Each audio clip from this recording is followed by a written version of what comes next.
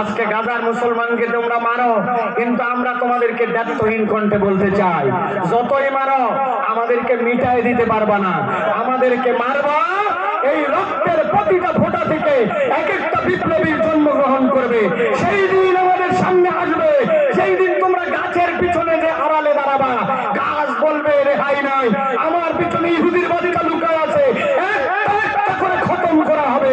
ওই শতাব্দী, এই শতাব্দী ইসলামের বিজয় শতাব্দী ইনশাআল্লাহ।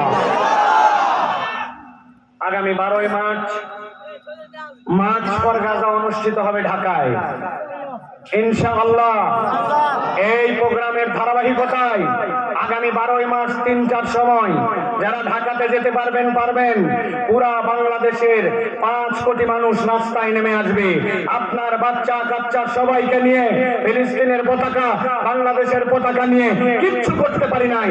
আমার বাড়ির সামনে থেকে কেন্দ্র মসজিদ, শহীদ মিনার এই পর্যন্ত আমি মার্চে নেমে আসছি। লিল্লাহি তাকবীর, আল্লাহু আকবার, ফিলিস্তিন ফিলিস্তিন জিন্দাবাদ জিন্দাবাদ। গাজাবাসী তোমাদেরকে আমরা ভুলি নাই।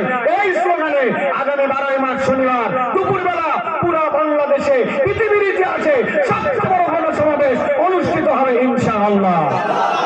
আপনারা শরীক হবেন তো ইনশাআল্লাহ?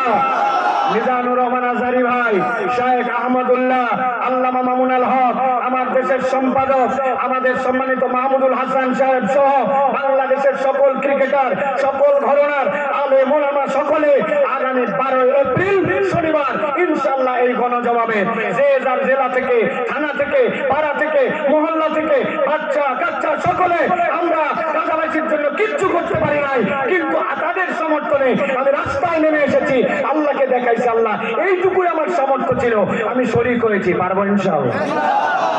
তারিখ কত, বার কি, সময় কখন?